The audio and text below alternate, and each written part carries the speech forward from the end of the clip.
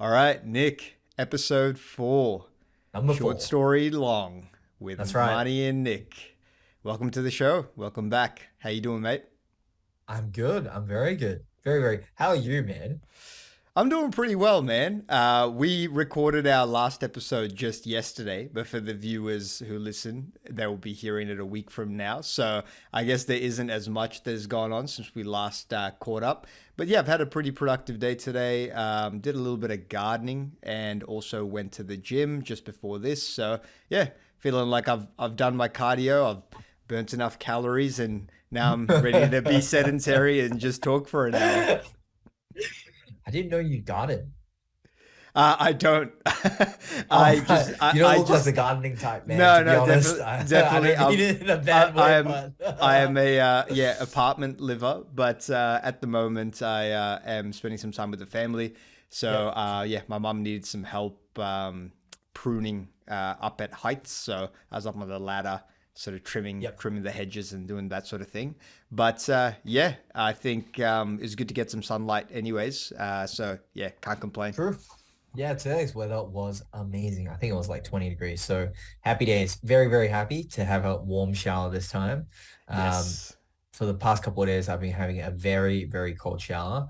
I know it's good for you, but man, no matter how hot it is, it's still cold.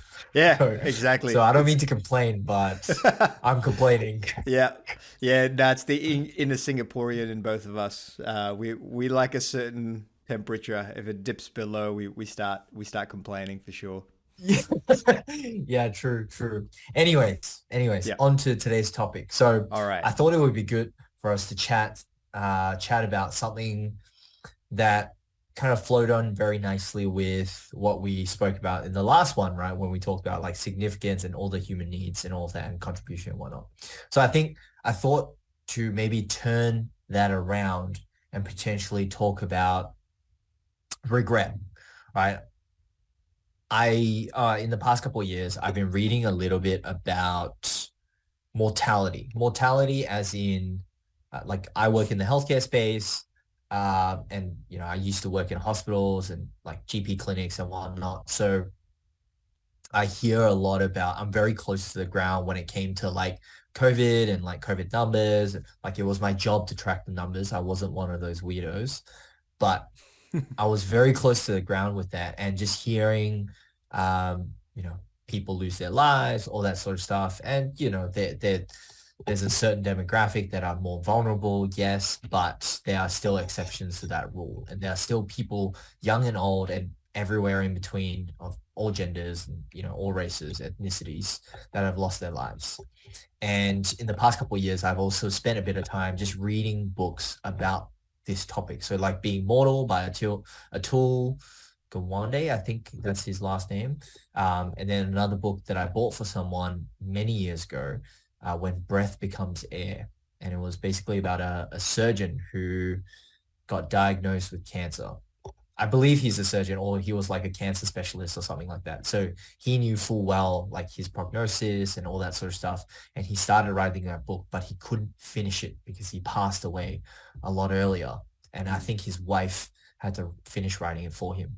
But basically it made me really think about how important it is to try your best to not waste time doing things that you deem as a waste of time, if Mm. that makes sense, right? Like Yep. everyone's very different. Everyone wants to pursue different things. So I get that. But what's important is you need to be doing things that you want to pursue and what you're great at, et cetera, et cetera. So I think what could be really good is to kick off. I wanted to ask you just in a very, very like broad way, what do you regret? Oh man, in this episode, I reckon you're going to be doing 90% of the talking because I don't have any regrets. I've lived a What do great you life. mean? No, I'm kidding. What do you mean? Gotcha.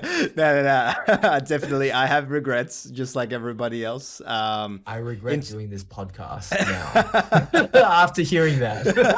I was just waiting for you for your 10-minute monologue for me to jump in with the punchline, which is, yeah, I have no regrets. But no, no, I definitely do.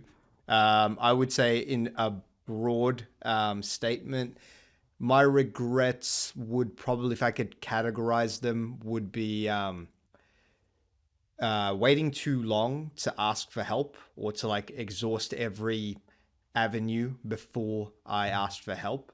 And also, the other type of regret is burning bridges in the Mm, haste of the moment instead of trying to regain composure and just kind of save my energy and vent in other ways rather than to burn mm, the bridge with anyone that I feel has done me wrong. So I think those two types of regrets have happened multiple times in my life. So I yep. recognize it as a pattern or like a personality type that I kind of need to work towards. And I think I've gotten a little bit better at both of those things as I've gotten older. But yeah, Yeah. definitely I've got examples from my past where I've done that and I don't look back on it with pride. I kind of look back on it with regret. Yeah, that's fair enough. That's fair enough. Actually, why don't we just dive in? I want to hear those. Okay. Okay, let's go one story first. Yeah, I sure, want to I sure. want to hear about it. Like, take your pick, whichever one. But I Okay. think what's important, right, is Yeah. like what why did you regret it? And like what's the important lesson there? Gotcha. Yeah, okay. And what have you changed because of that? All right. Yeah, let's start with the first one I mentioned, which I think was burning bridges. Yep. Okay, I'll think of a story, an example of when I did that. So when I was at uni, like early on in my uni days, I was spending a lot of time with this person that I got pretty close to. I won't name names on the podcast, obviously, Yep. and like Let's not do that. we're no longer in contact anyway. So even if I did name names, I doubt they'd be listening to this, but just in case, um, yeah. So we spent a lot of time together, and we were basically like study partners, right?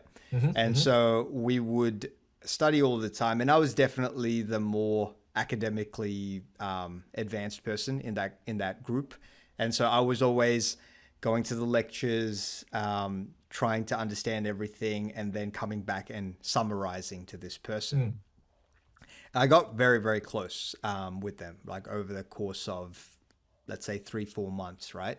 We spent a lot of time together. We didn't just study, we also had lunch together, dinner together. We'd like be in the campus center, in the library for hours on end, type of thing. And so I got to know them pretty well. They got to know me pretty well.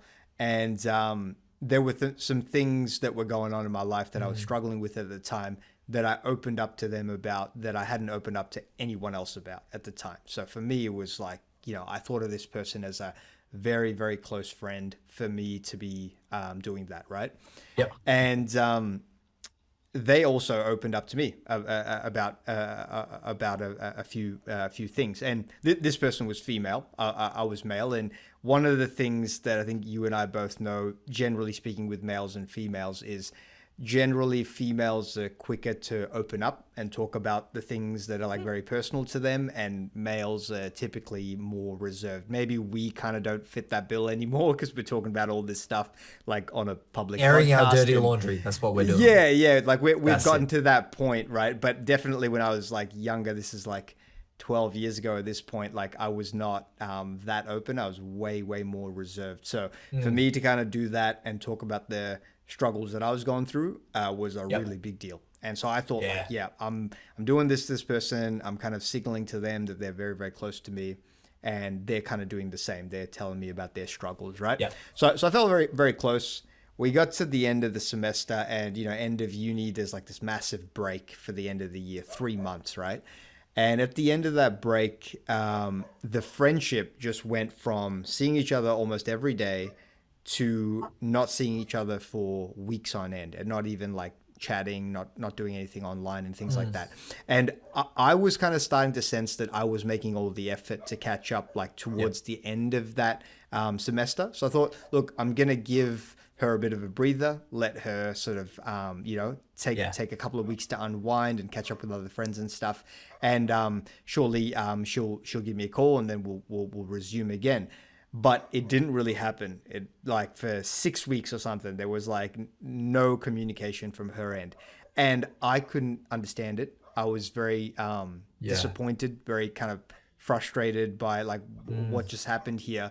And it's not like I just had a bunch of other friends at the time that I was that close to. Like, okay, this person's busy. I'm just going to talk to someone else. At the moment, that's kind of my setup, right? Where I have a lot of friends, and yeah. when one gets busy, one sort of falls off the radar, I just talk to someone else. But at that point, I was like sorely in need of friendship, and that one Yeah. person that I put all my eggs in that basket didn't kind of reciprocate. And what I did, this is the part that I regret, is I harbored this resentment. I felt like I was being taken advantage of, right? Like, because Mm, during the mm, semester, I was not just her friend, but also like her study partner, someone that she kind of needed on her side yeah. in order for her to like pass the exams and stuff like that. But then as soon as we went to holiday mode, she didn't really need me for that reason. And she kind of went, okay, well, I don't need this guy anymore, and he was Yeah. basically like a complete stranger. So I looked at it like, yeah, I've been used, etc., etc. I don't look at it that way anymore. What I look at it, what I see now is what I did was I created what's called a covert contract. So I did something nice for this person. I was there for them. I was very considerate. I made sure that their stresses were kind of taken care of during that time. But then I expected them to do the same for me. And I never made that explicitly clear. I just expected, oh, if you're a decent person, you would do that for me, type of thing.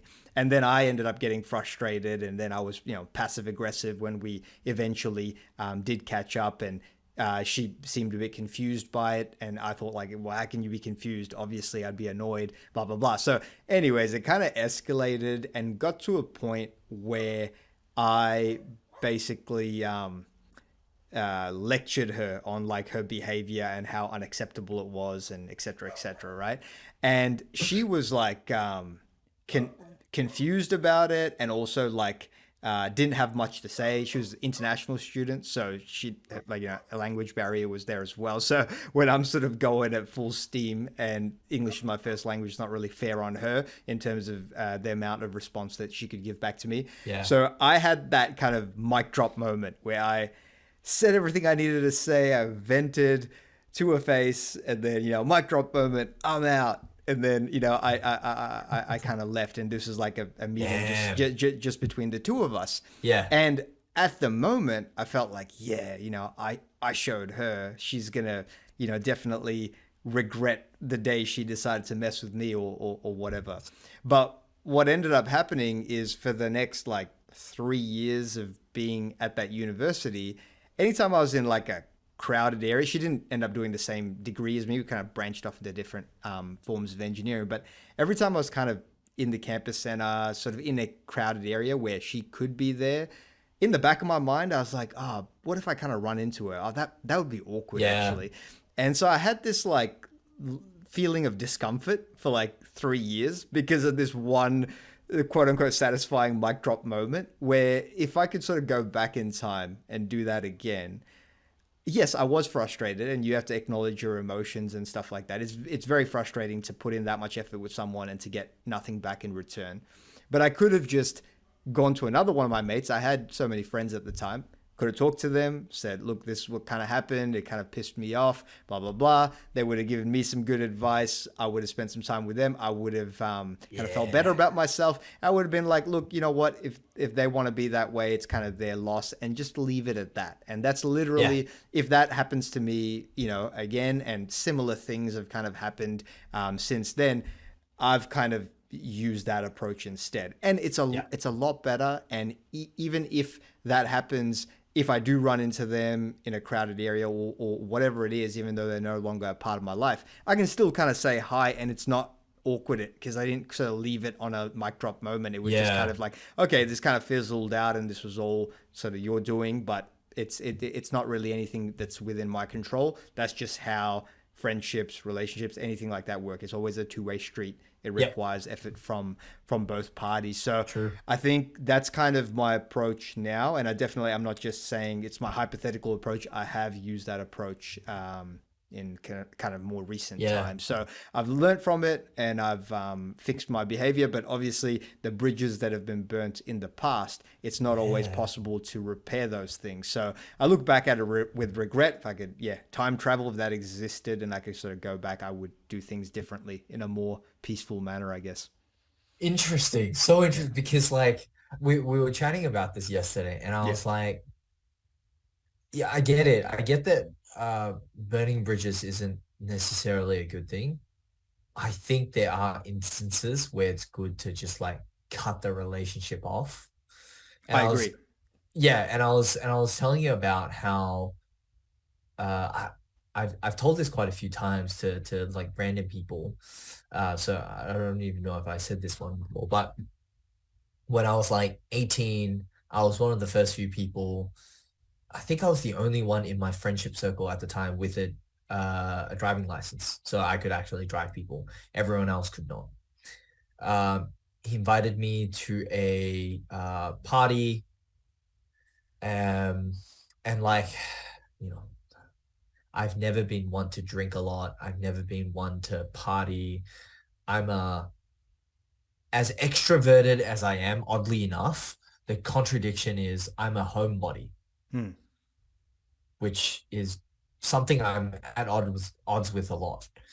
So he would invite me, and at the time I was bodybuilding, right? Yeah. Bodybuilding requires you to not drink, not party, you need sleep, all that sort of stuff.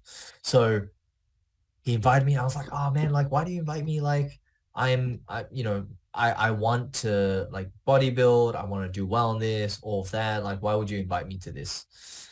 He's like, oh man, like, dude, bodybuilding's so superficial. Like, it's just all about looks. Why are you so superficial? I'm like, how can you say that? Like, this is a good thing. Hmm. It's not like I was on steroids, okay? If I was on steroids, like, that's a different story altogether. But like, I was doing natural bodybuilding. I was on a very good diet, very strict diet, mind you. I was sleeping well, all of that. But he was giving me crap Hmm. for something good that I was doing. On top of that, I was like, why would you invite me? And he said, you can come party with us and you can be the designated driver. I'm like, oh, I get it. And then that's when it clicked. So you invited me to be the designated driver. He's like, yeah. I'm like, why can't you just take your own bike? He's like, nah, but like I need to drink, all that sort of stuff. I'm like, all right, I'm done. We're done. Goodbye. I Yeah. hung up immediately, blocked him on Facebook, deleted his number, everything. We have not spoken for like maybe like 10, 11 years until like very recently when Hmm. I decided to unblock him Yeah. and just like reach out and be like, hey, I think it's time we catch up. Because my older brother met him Yeah. and he was like, oh, hey, how's Nick? As in my brother asked him, hey, how's Nick? Do you guys still talk? And he was like, nah, I haven't spoken to him. I don't know why. So I caught up Ah. with him and Okay. basically told him like, hey, it was immature of me to do that, but I still stand by what I did was the Yeah. right thing. Yeah. And like we're two different people anyways. And like to be honest, he was very into drama and he Yeah. was very into like creating all of that and talking about all of that. And at the time, look, I wasn't very intentional with making friends. I kind of just like friends of convenience is great. Uh, and now I've been a lot more intentional in making friends, people who actually like care about me and actually like want to help Yeah. and me. But like I was just like, look, yes, it was very immature of me, but I still stand by my actions and I still stand by it was the right thing to do. And yeah, that was that. Goodbye, sayonara, see you later. See you Yeah. never, actually. So Yeah. yeah, that was kind of like I think that's like the time when, hey, it's good that you're cutting off those relationships. I think that's a Mm. good thing. Yeah, absolutely. And this is the tricky thing about these regret type statements, right? Like I Yeah. say the don't burn bridges as a thing that is General like statement, yeah, general try not to statement, but burn bridges. there's exceptions to this rule where sometimes burning bridges is what you got to do. So, Yeah. an example where I would agree that burning a bridge is a good idea is if someone is kind of a repeat offender of the same thing. So it's kind Yeah. of like I generally give people a chance. It could have just been a um, misunderstanding or whatever it is, Mm. right? Like your health is important to Yeah. you, their health is not that important to them, and then you have this like clash because of the different True. values and things like that, right? Yep. Whereas they might not have been like intentionally trying to give you a hard time. Now, listening to that story sounds like the guy was just being pretty inconsiderate. And as a fellow non-drinker myself, I've had similar circumstances like that where people are Yeah. just, Right. trying to give you a hard time for living a healthy lifestyle and stuff like that. So definitely what I end up doing without even like blocking the person and stuff like that, I just end up not attending the party. Like doesn't matter how much peer pressure, whatever it is, it's like, yeah, that's not really my scene. I'm not going to do that. And you're not going to come to my house and drag me over there, are you? So it's kind of one of those things. Eventually they kind of stop trying and they kind of fade Yep. away. And the people that Very are true. actually worth your time, you end up attracting them into your life. I've found that to be the case Yeah. for most of the instances. But yeah, when there is someone out there that's like always looking to take advantage of your better nature, once you realize that they've done it like more than once, it's like, okay, this is a pattern of behavior. If I keep giving you another chance and letting you back into my life, you're going to continue to do that. So in that situation, it's Yeah. like, it's kind of on you. It's that old saying of, fool me once, shame on you. Fool me twice, shame on me. Shame on Like me. Yeah, I that's should have it. known better. Yeah. So yeah, I'd say in that situation, yeah, um, burning bridges. But even then, like I think at this age, with the wisdom that I've learned, like burning bridges, but in a respectful kind of way, where if at any point they kind of change their ways and stuff like that, it isn't that much of a barrier for you to Yeah. repair the relationship, because you never know, right? It could be like a True. situation where you're working with the person and it's a small industry and you might cross paths again Yeah. and stuff like that. So there's Yeah. always going to be situations where you would rather have an option to repair should you want to do so. That's very true. That's Mm. very true. I was gonna say as well, something that just like occurred to me. The story that you had about a girl, I Yes. have the exact same story. Yeah. Maybe this is just And a rite of funnily, passage that and, everyone yeah, goes through. yeah, it's probably a rite of passage for every guy. Yeah. And the girl at that time has the same name as the girl that I'm seeing right now, and it's hilarious. And I told her about it. I was like, I don't like people with this name. I was like, yeah, I don't know. I don't know if this is going to continue, but Oh, I dude. have a bit of a You're just bit bringing of the a thing. emotional baggage into this one. Yeah, yeah. No, I told her the story already. Yeah. But essentially, long story short, it's like the same thing, like this chick that I met, she was my nurse at a hospital. Um, which sounds very cool, but it actually wasn't. Yeah. Um, I got a number. I went out with her. She didn't.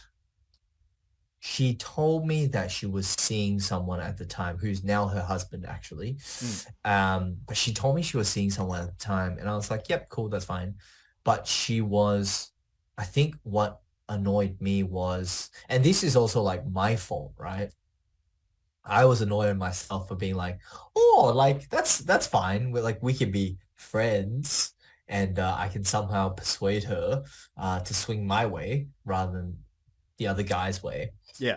Um, yeah, never works out well, man. Never No. works out well. I spent way too much time with her, way too much money on her, and yeah, just not good, not good. And also, she wasn't very like at the start. She wasn't very clear on like hey, I am dating him. She was actually dating him. Not like it was actual serious thing. It wasn't Yeah. like I'm kind of seeing him thing, right? It was Gotcha. like, Yeah. oh, like he's actually my boyfriend sort of thing. And Mm. she didn't make that clear from the start. So I was a bit pissed about that. But it's also kind of my fault for like, oh no, like I can convince her. Mm. So definitely regret a lot of the time. Like I think um I was having a chat to this girl before, or well, yesterday, and both of us are very much on the same page of like, hey, we want someone that will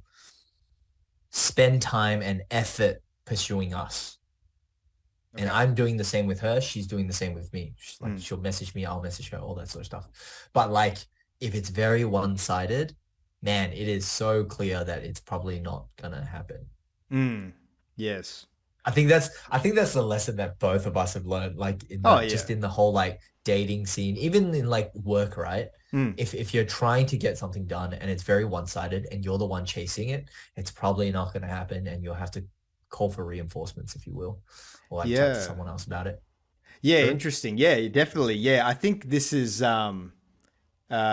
general rule that applies quite well, but it's nothing to do with regret at that point, right? Yeah, yeah, yeah, That's just a rite of passage for most men. Maybe women go through this as well. I don't know, but yeah, definitely we've all had that thought that if you just kind That's of it. try hard enough, they'll kind of see the light, right? But Yeah. no, Anyways, it doesn't work that way. And also, if you're talking about like romantic things, it's not just to do with the person who puts in the most effort. There's also yeah, like attraction, chemistry, you know, yeah, a whole bunch of other stuff. all the But rest of it. That's like all mysterious and not always logical. black So box. Yeah. yeah, yeah. So Yeah, I yeah. think that's a good first story. I guess. Did you want me to tell you about the second one, or did you want to share one of your regrets? I think it's a better idea if you shared one of yours, and I can go with my second one after that. All right.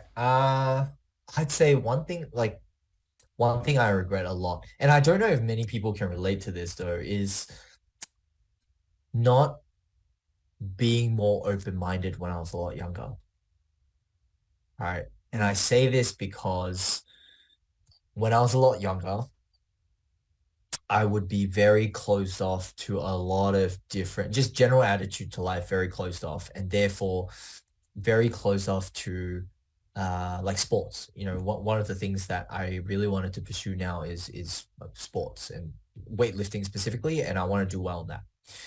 The challenge was, and really the challenge is right now is like similar to most sports, weightlifting is something like you should start when you're a lot younger. And if you didn't start when you're a lot younger, you should have been doing some sort of sport when you were younger. Ideally, like gymnastics, ideally some sort of like barbell sport or like, football or something like that. Like football as in like NFL type of football. mm, But I did nothing. I did absolutely nothing. I played badminton and that was kind of it for me. But I didn't put in any effort. I didn't put in any intentionality into it. And I definitely regret that a lot. Not saying that I would have been amazing at it, but I do regret just not putting in the effort at all. And then now it's kind of like I started weightlifting a little bit too late, and the mm, chances of me actually doing well is a little bit too low as well. So it's kind of like it's just this itch that I'm scratching right now that I want to try and I want to just see where it goes. I mm, think I've just now I've now taken this attitude into everything else that I do in life, just in regards to like work, just in regards to like even this podcast, just trialing it out and see what happens, right? You never know. We could be a thing, we could not, but like at least we tried yeah. sort of situation. And Yeah. same with work, right? Like I would, and that's like one of the reasons why I love contracts Mm, a lot because it's like, oh, I'm gonna try this, and I'm only contracted here to be here for like 3 months, 6 months, 1 year, whatever. And then if I really like it, I'll fight for an extension. If I don't, cool, I'm done. Good gotcha. Yep. riddance. It's kind of how I look at it. Interesting. So, Yeah, if I understand this correctly, it's like the regret is not putting in maximum effort in your younger yeah, not years, trying. and the lesson learnt sort of is, well, all you have is the present and the future. You don't have the past anymore. Can't go back Yep, in time. So now you have this attitude of no matter what you're pursuing, you're going all out, and yep, you're deciding to just live with that ethos, because the future you Yeah. is not going to look back on the 28 Yeah. year old you and go, that guy should have tried a bit harder. That's kind of what Yeah. your Yeah. sentiment, right? Like, Yeah. yeah, and that's why like I do a lot of random things sometimes. Just like you never know where you can end up. One this small thing could be something that you really enjoy, and then therefore you do the another thing, another thing, another thing, and then all of a sudden, 10 years down the line, you're like an expert and you love that thing. Yeah, Who so knows? so I've so interesting. It's rare to hear this sentiment, to be honest. Like I don't hear this a lot Why? from Really? people. Yeah, like there's usually two camps. There's like the Okay. people that I've noticed that always try hard. It's kind of like part of their DNA. I think I was kind of like that from like a very young age. Part Yes. of it was growing up in Singapore, where they kind of instilled the work ethic Yeah. and sort of like give you all Gotta that work hard. positive reinforcement for hard work and achievement, and really negative Yep. reinforcement for anything less than your 100%. So I think having that instilled in me in a young age, I just started applying that to everything. And Yeah. so I don't have this thing that you have. So there's like the two camps. There's the people that try hard at everything and hence don't have the regret. And then there's the people that I've seen that don't try hard at anything. They kind of live life at this like, what I'd say like 50% effort. And it's Mm-hmm. almost like they have the attitude that this is the cool thing to do, to like show people Yeah. that you're sweating it and that you're trying really hard and that it's like getting to you and you're at the brink or whatever. It's like it's not a sign of strength. It's like a sign of weakness. Like he who cares less wins is kind of the attitude. And they kind of go their whole life that way. And I've yet to see them kind of convert to the other side and go, oh, actually, no. Oh, There's all this yeah. untapped potential, and I wasted all my past kind of living in this way. I need to sort my life out. Like, I don't Yeah. know if that Yeah. happens to them, but then they just don't admit it because there's a Mm. pride thing. But what you're doing is like Yeah. you're kind of admitting your sort of flawed way of doing things compared to the way that you approach life now, right? So Yeah. I I do think mean, it's quite rare, and like you got to pat yourself on the back for being part of that camp. it's it's like I think no, I think people will realize once like circumstances make them realize. Okay, Right? gotcha. It's Yeah. it's cool when you don't have any other responsibilities or you don't have any like significant other that's trying to push you towards like Mm. doing better. Okay. It's cool then. Yeah. And then once you actually have responsibilities, once you actually realize like, oh crap, like life is really hard and I need to try really hard in order to like kind of take it by the horns, if you will. Mm.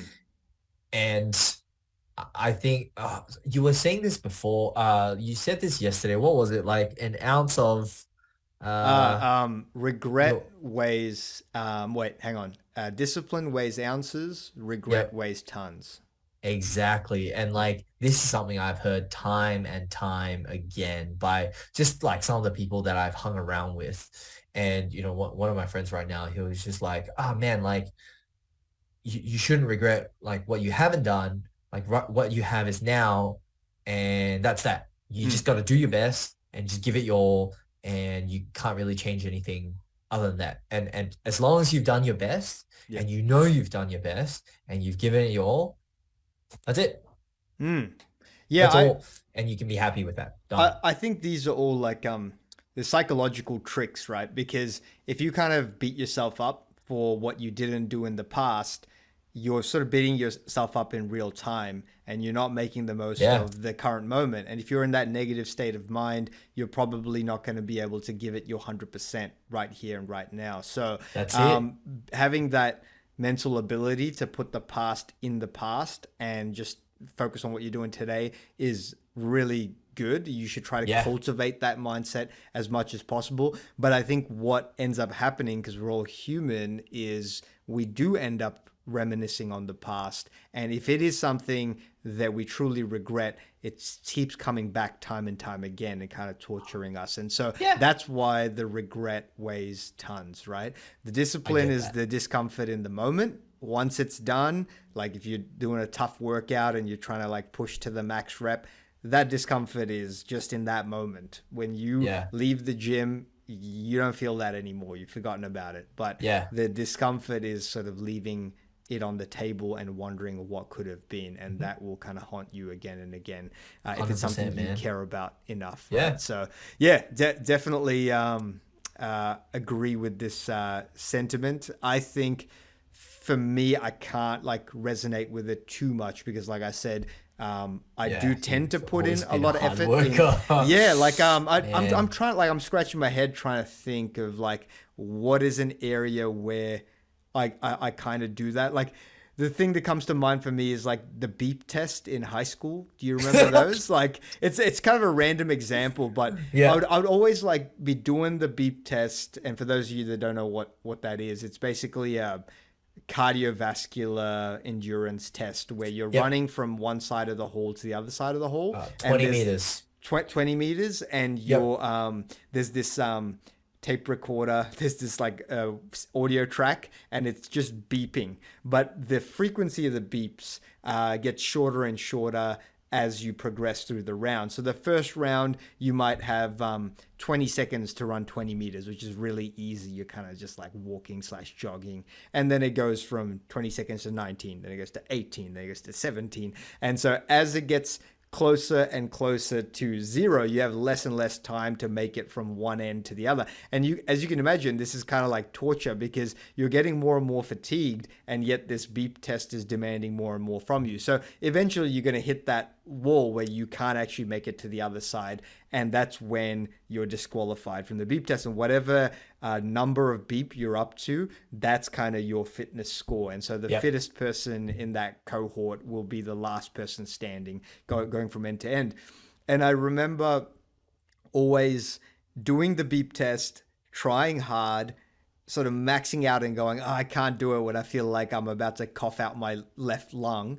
And then, like, when I caught my breath, always thinking, like, I probably could have done like one or two more. But I don't know if that's just my brain sort of playing tricks on me because in the moment, I was like, felt like I was about to die, you know. But Yeah. afterwards, you kind of think maybe I could have done a little bit more. And there are like Navy SEALs, if you listen to them, they're like the most hardcore people on the planet. They have this 40% rule where it's like when you think you're done, you're actually only 40% of your capacity. Like that's just your brain that has like this safety gauge that tells you to quit when really your body has all this like untapped potential. So maybe that's kind of Yeah. what's going on there. But yeah, I mean these are just micro things. They're not like big regrets that like keep me Yeah. up at night or anything like that. My failed beep test when I was in year seven. It's been keeping me up for the past 10 years. Nah, nah, nah. Oh man. But anyways, Yeah. next story. I want to hear the next one. Oh, Not okay. asking for help. I think that's so pertinent to like now anyways, right? There's especially like, oh, guys should not need help. They should know everything and they should do everything themselves and this and that. Mm, I think that's total BS, in absolutely. all Wait, honesty. who is saying that? Do you hear that narrative like I feel yeah. like I just hear that sentiment very like broadly, right? Like Okay. guys should remain very stoic. Mm, Guys should know what they're doing. Guys should um, kind of be a man and just like not cry and not do this and not do that. And I maybe I just grew up with it, right? Maybe mm, it's just something I see in my dad, right? Someone that's very like stoic and very just like try and do things himself, which in some sense is very good, but in some sense it's terrible. mm. So Yeah, I want to okay. hear your story. Yeah, so like I gave you the quote about discipline and regret, there's another Yeah. quote that's kind of related to this particular topic, which I can't remember like verbatim, but basically it goes along the lines of um, a wise man learns from other people's mistakes, whereas a foolish man makes his own mistakes and then learns from them. And, you know, if you kind of like read a book or listen to a podcast or whatever it Yeah. is about other people making mistakes, and you kind of gain your wisdom that way, you have bypassed those years of trial and error, and you kind of True. can go straight to the path that's most successful, like the most straight line path to achieve what you want to achieve. So it's a sign of wisdom to like not kind of jump into the deep end of everything yourself and Hmm. learn, Hmm. because it's a very costly way. It will still work and it's better than doing nothing, don't get me wrong, but yeah, trying to learn from others is always going to be more advantageous. Yeah. And so I haven't been terrible at this in the sense that like I started reading like self-help books and stuff like that when I was 21. So I was pretty young when I was getting into that stuff. I Yeah. remember when I was around 17, our school took us to a motivational speaker to kind of help Yeah. us with like year Oh, cool. 12 and stuff. Yeah. And a lot of the things that he said like still remain like with me like to this day. So it really had like an impact on me. It's like, oh wow, it's like I'd never heard anyone talk about these things before, and they had like a notepad there, and I was actually taking notes of the things that he said, and really trying to apply it to my own life and setting goals and stuff like that. So I have always had the humility, I guess, to like listen to people like that. Whereas I remember my classmates kind of like scoffing at this idea of like a guy coming in and like pumping us up and getting us ready for exams and stuff like that. They kind of rolled their eyes at it. They were very jaded for people who were so young, which Hmm. didn't make any sense. But Very yeah, odd. I always looked at it like, okay, they're paying this guy to come here and talk to us. Maybe he knows something that we don't, so I'm listening. So I can't say I'm terrible at this, but there are certain things where when I try in a certain way and I don't get the result, I tend to try again in that same way and maybe just put in 10% more effort and think that that's going to Yeah. get the result when really my approach is incorrect. And if I kind of stopped, looked at who is successful in this area that Mm. I'm struggling in, and then just kind of mirrored their view of doing Yeah. things, I probably get results a lot quicker. So, like a very recent example is I'm on this like fitness program at the moment, and the way I got into it was I saw the results of the other people that were on this fitness program. And I looked at my results of kind of DIYing my own fitness journey for the last 12 months and went, okay, I did get some results, but compared to these people that have been on this program, they got way better results than what I ended up getting, right? They Yeah. like transformed their body, whereas I made like a slight improvement. So I was like, okay, I kind of got to swallow my pride instead of trying to do just the same things that I did last year and very slowly progressing to my goals. Let me just ditch the plan that I was on, and let me just ask these group of people like how do they do what they did. And Mm. so I got on a program, so paying a coach at the moment, and he's like keeping me accountable and stuff like that. And Nice. there's like certain like going back to the men should be stoic and stuff like that, there's like a certain tendency to view that as like a weakness. It's like, oh, you can't like do it yourself, you kind of need somebody else to kind of Yeah. hold your hand through it or something like that. But I'm just looking at it like, look, if it gets me the results that I would have taken 2 years to get in like 2 months, then yeah, I'm gonna ask for help. I'm gonna get someone to Hell yeah. quote unquote hold my hand through the process, right? And so I'm kind of putting the stigma to one side and just going, okay, if it gets me the results, then that's kind of what I'm after. But Yep. it's Yep. taken me a long time to get to that stage. It's kind of like I try everything else and then kind of fall to that Yeah. as a last resort. So I have regrets on that because I could have gotten to certain areas of my life quicker if I just ask for help earlier. You know what I mean? And so I Yeah. think this sort of comes back to what we were talking about a little bit yesterday, sort of in private amongst ourselves. We're talking about, if you experience a lot of success earlier on in your life without asking for help, you then kind of, it builds some ego in you, and then you're less, um, willing to just True. ask for help. So at school, when academics was like the main thing, I was a pretty good student. I never got any Yep. tutoring, but I got pretty good grades in everything that I did. So I always looked at it like, well, I'm smart enough to figure everything out on my own. I don't kind of need this help. On the psychology side, I would like listen to a lot of self help and stuff like that because I felt like my brain is kind of good at logical stuff, but like Yeah. psychological stuff was a mystery. So I'd always listen to a lot of talks on that sort of stuff. But having like an accountability coach, like I've pretty much never had that in my life up until now, where I'm like, actually, yeah, I'm letting myself off the hook way too often that I actually Mm, need mm. someone to kind of hold me to the fire and go, look, man, you can do a lot better than what you're doing right now, and that requires a bit of Amen. humility. So yeah, that's kind of my Yeah. confession, I guess. And yeah, definitely going forward, if this sort of thing works out, I'm going to look at other areas of my life and go, okay, what areas Mm. am I kind of struggling with? Let me kind of hire a Yeah. coach. It might be something that I get some advice that I kind of already knew. It might just be a bit of a waste, but I'm going to at least give it a shot. If it gets me the results I want, Yeah. well, then it's better than me just trial and erroring and, going Yeah. nowhere. Yeah, man.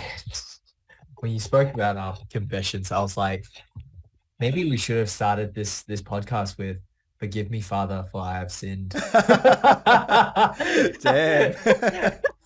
It turns But into a no, Catholic podcast, right? yeah.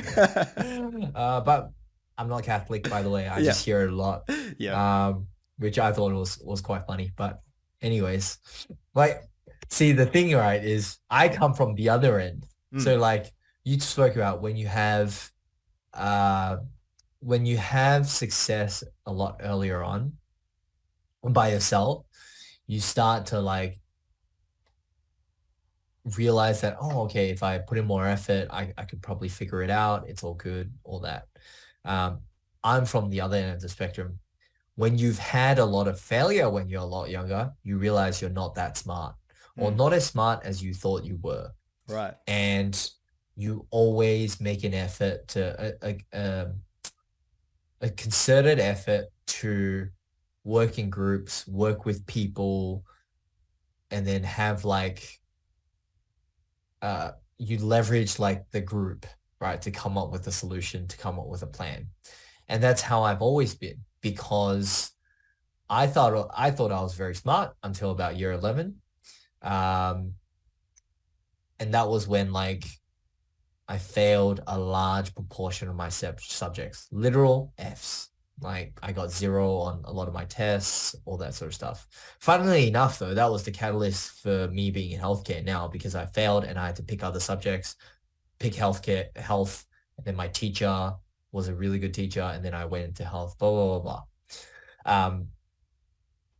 But anyways, because of that, like one event, that multiple events throughout that 1 year, I've always been the person that always loves to like work with or try my best to like work with people and try and get people to help me and do all that sort of stuff. So like in uni, man, all the stuff that we had to do solo, I would do it with people all the time. Gotcha. Quizzes. Yeah. We would do all our quizzes. So you go first. Okay, we'll help you do yours. Like we'll sit together, one computer screen, and we'll do it all together. And we'll do this like 3 times round. Yeah. So we know the questions and we know the answers, and it will just get progressively better. And then we'll just take turns on who goes first, right?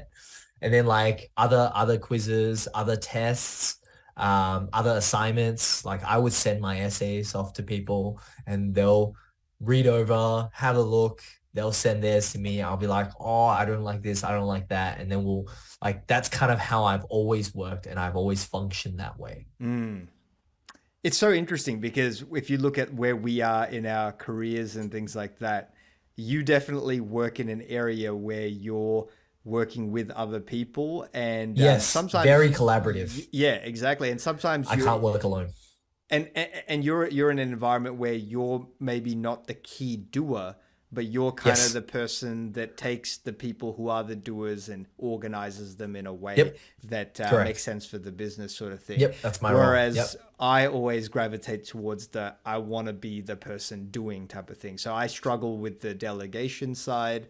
I struggle with the not collaborative side. Like I'm pretty agreeable person, so I will get along well in like a Yeah. large Yeah. group and stuff like that. But I just want like the core task to be an individual task that I sort of do and then share with the group once I'm done.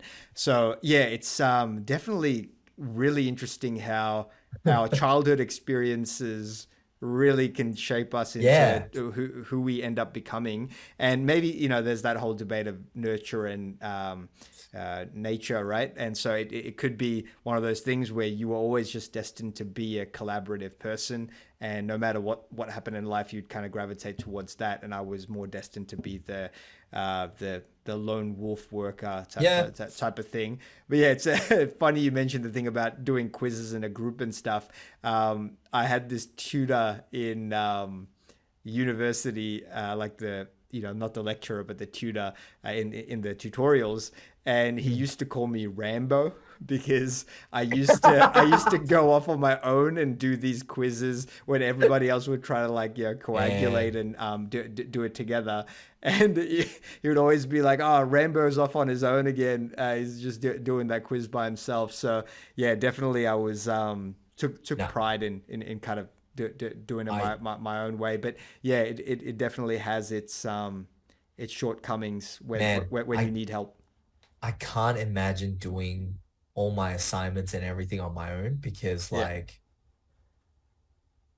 dude, my results are a product of all of us working together. gotcha. Yeah, Like, yeah, mind you, and this is like way off the regret topic, but and this is something I definitely don't regret because like I was after that whole like high school experience, I became super intentional with the kind of friends that I made. yeah. So a lot of the friends that I made, either we had similar grades, so it was like, okay, similar grades, or they were a lot smarter than I am, like Right. much smarter. So like, one of the guys that I was kind of like friends with, he he was getting like mid to high 90s in all his subjects across the board. Mm. One of the other girls was the same. She got 100% for one of the subjects. I don't know how someone gets 100%, but cool. Yeah. And like those were the kinds of people that I would like partner up with, team up with. And then the other guys like would get low 80s, high 70s, which was around my grade anyways. So like all the time we would work together and figure out and try and solve problems together. And that's how like my grades went up so much. Right. And Right. and Yeah. well, that's how I like in uni, right? Yeah. First year, I studied really, really hard. I think I spent like, I calculated it was about 36 hours a week Okay. It's for the decent. entire Yeah. semester. Yeah. So for the entire sem one, sem two. Yeah. And I was like, man, my grades are like, I think I got like an average of like 81 or 82. I was like, man, this sucks. Like I spent 36 hours and I get 80, 81. Man, I am not a smart guy. Right.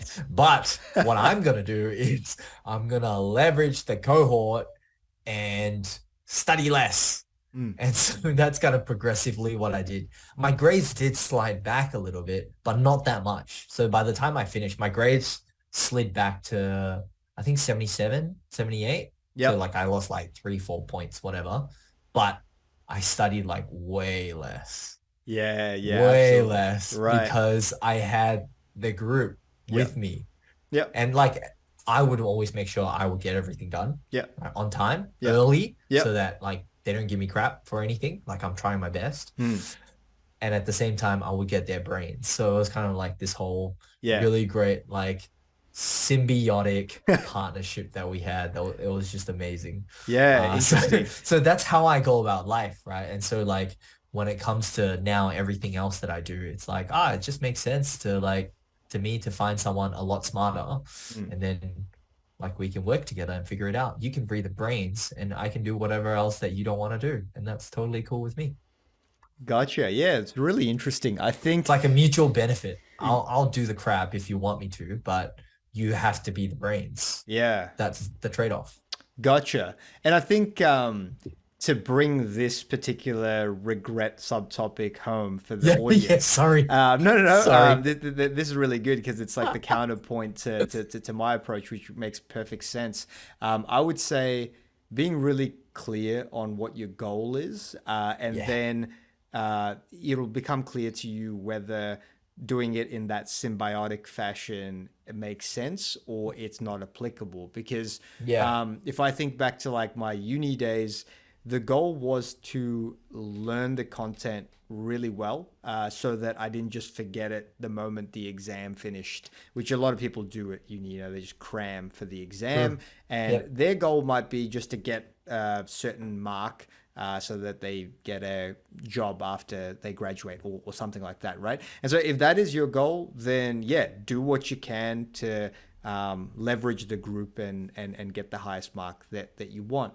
Now, if your goal is to understand the topic as deeply as you can, you probably don't want the approach of I'm just going to do like this 20% because I got the other people doing this 80% that I don't really need to worry about, and it doesn't Yeah. affect my score in any way. So the goal side of it is really important. Like for me, asking for help on like the fitness side, I sort of realized my goal isn't just to be the guy that works hardest at the gym or the guy that like is the most disciplined with the regime.